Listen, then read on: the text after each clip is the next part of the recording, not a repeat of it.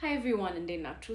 ቆዳችሁ ላይ ብጉር በጣም እየወጣ የሚመላለስባችሁ ከሆነ ሌሎች የቆዳ ችግሮች የሚያስቸግሯችሁ ከሆነ የሚመላለስ ከሆነ አንዳንድ ነገሮችን ስታነቡ ኮንሰንትሬት በደንብ አድርጋችሁ መስራት ካቃታችሁ እንደ ብሬን ፎግ ካስቸገራችሁ የሰውነት ድካም የሆነ ህመም ሲይዛችሁ ቶሎ አለመዳን በቃ ደንብ እሽት እያደረገ የሚያቆያችሁ አይነት ነገር ከሆነ ጸጉራችሁን መሰባበር መነቃቀል እነዚህ ነገሮች የሚያጋጥሟችሁ ከሆነ የዚንክ ሚነራል እጥረት ሊሆን ይችላል ደግሞ የዚንክ ዴፊሽንሲ ሊሆን ይችላል። ዶክተር ማሄኔግ ሜዲካል ዶክተር እና ፐብሊክ ሄልዝ ፕሮፌሽናል ዚንክ በጣም ትንሽ ሚነራል ናት ግን በጣም ብዙ ነገር ውስጥ ፋንክሽን ታደርጋለች። ለምሳሌ በሽታ መከላከል አቅማችንን በደንብ ሰፖርት ያደርግልናል። ሁለተኛ የቆዳ ጤናችንን በጣም ይጠብቃል። የአንጀት ጤናችንን በደንብ ይጠብቃል።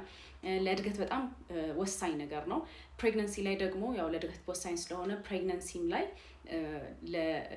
ለልጁ በጣም ጠቃሚ ነገር ስለሆነ እጥረቱ ይታያል። ፕሬግናንት በመሆን ብቻ እጥረቱን ሊያጋጥመን ይችላል።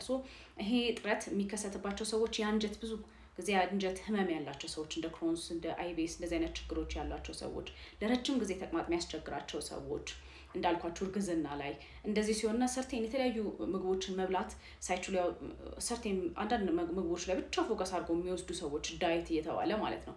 እነሱ እንደዚህ ነገር ብዙ ቫይታሚን እና ሚነራል እጥረት የሚያጋጥመው ለዚህ ነው አንደኛው ዋነኛው ምክንያት። በምን ማስተካከል እንችላለን? ኦፍ ኮርስ የህመም ነገር ከሆነ የአንጀት ህመምን ማከም ነው አንደኛው የሚያስተካክለው።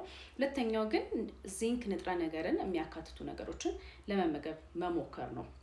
እነዚህ ምንድናቸው? ምስር፣ ሽሮ፣ ባቄላ ከጥራጥሬ ደግሞ ማግኘት እንችላለን። የኦቾሎኒ ውስጥ ይገኛል።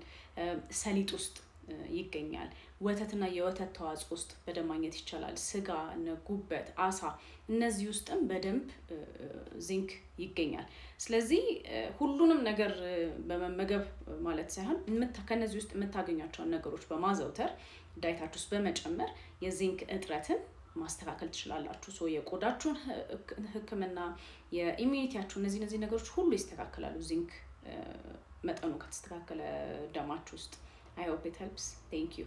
መልካም ቀን።